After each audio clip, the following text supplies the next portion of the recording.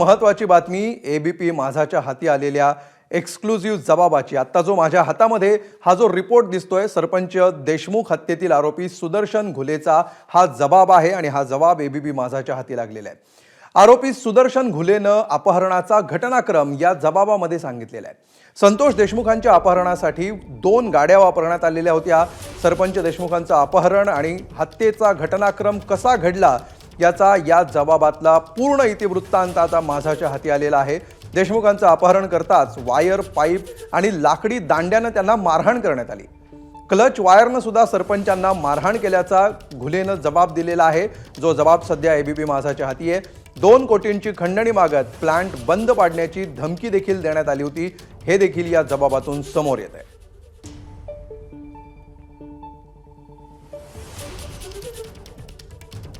तर सुदर्शन घुलेचा कबुली जबाब आपण बघूया स्क्रीनवर। या कबुली जबाबातले काही ठळक मुद्दे पहा जे अत्यंत महत्त्वाचे आहेत आणि या प्रकरणामध्ये अत्यंत लक्षवेधी आहेत। घुले असं म्हणतो, 9 तारखेला मी कृष्णा आंधळे, प्रतीक घुले, सुधीर सांगळेंनी सरपंचाला उचलायचा प्लॅन केला।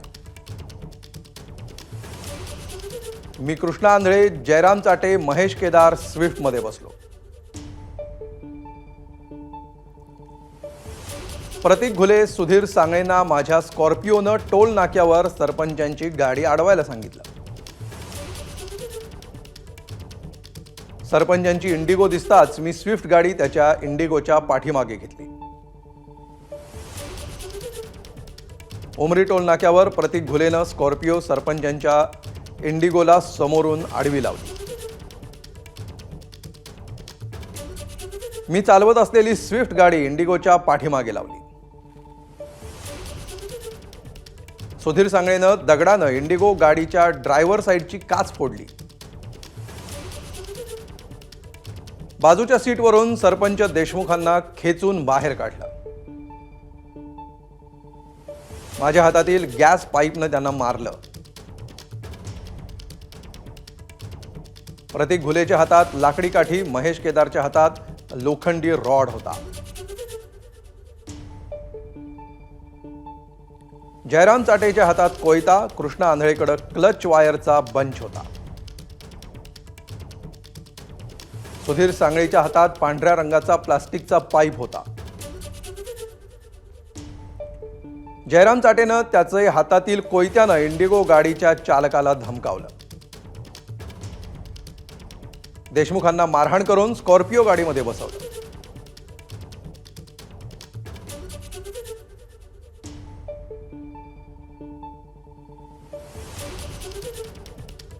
आणि या सगळ्याविषयी अधिक माहिती घेऊया। आमचे प्रतिनिधी कृष्णा केंडे सध्या आपल्या सोबत आहेत। कृष्णा, अत्यंत महत्त्वाचा असा हा जबाब एबीपी माझाच्या हाती लागलेला आहे। काय वैशिष्ट्य आहेत या जबाबाची, कुठल्या कुठल्या गोष्टी याच्यातून समोर येत आहेत? एक महत्वाची या जबाबामध्ये आहे ते म्हणजे वाल्मिक कराड याने खंडणी या ठिकाणी मागितली आणि प्रतीक घुलेने मान्य केलंय की माझ्या समोरच म्हणजे आमच्या समोरच जगमित्र कार्यालयामध्ये ही खंडणी थोपटे यांना मागितलेली होती। हा एक महत्वाची बाब आहे। अमोल, तुम्ही जे सांगितलं आहे त्याच्या पुढचा भाग देखील या ठिकाणी आपण प्रेक्षकांना या संदर्भात सांगूया की जिथं टोल नाक्यावर अडवलं होतं तिथूनच सरपंच देशमुख यांना मारहाण करायला सुरुवात केलेली होती आणि तिथून पुढे अज्ञात स्थळी नेऊन त्यांचे कपडे काढण्यात आले आणि त्यांना बेदम या ठिकाणी मारहाण करण्यात आली। जी लघुशंका केल्याचा फोटो या ठिकाणी व्हायरल झालेला होता, मात्र लघुशंका करणारा व्यक्ती कोण होता हे या ठिकाणी कळत नव्हतं। मात्र जबाबात सुदर्शन घुलेने सांगितलं की प्रतीक घुले हा व्यक्ती होता ज्यांनी ही लघुशंका केलेली होती आणि त्यामुळे हे देखील त्यामध्ये आहे। शिवाय एवढे जोरदार आणि अतिशय निर्घुणपणे हत्या केली आणि मारहाण केलेली होती, त्यात पळत जाऊन त्यांच्या छातीवरती जोराची या ठिकाणी त्यांना खाली बसवलं आणि लाथ मारली होती। सरपंचाला रक्ताची उलटी देखील यानं झाली हे देखील त्याने सांगितलेलं आहे। ही मारहाण जेव्हा अपहरण केलं त्यावेळेस विष्णू चाटेचा फोन 2-3 वेळा येऊन गेला आणि त्यांनी सांगितलं की सरपंचाला असा धडा शिकवा की पंचकृषीमध्ये आपली दहशत या ठिकाणी निर्माण झाली पाहिजे, आपल्याला कोणीही या ठिकाणी अशा पद्धतीनं कृत्य करण्याची कोणीही धजावलं नाही पाहिजे असं देखील या जबाबामध्ये म्हटलंय। हे सगळं झाल्यानंतर मृत्यू झाल्यानंतर त्यांना कपडे कसे घालण्यात आले हे देखील सांगितलं आहे आणि अंधार पडण्याची वाट कशी बघितली, त्यानंतर ते प्रेत फेकून दिलं, वाशीकडे पळाले, तिथे त्यांना एक पोलिसांची गाडी दिसली, ती त्यांच्याकडची गाडी सोडली आणि ते वेगवेगळ्या दिशेने पळाले. हे सगळं या जबाबामध्ये या ठिकाणी सांगितलंय. मात्र या जबाबातल्या महत्वाची गोष्ट म्हणजे वाल्मिक कराडच्याच सांगण्यावरून हे सगळं घडलेलं आहे.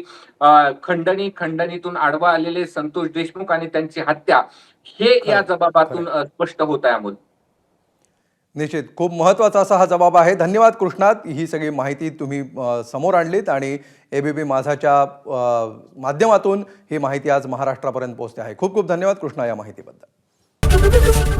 एबीपी माझा, उघडा डोळे बघा नीट.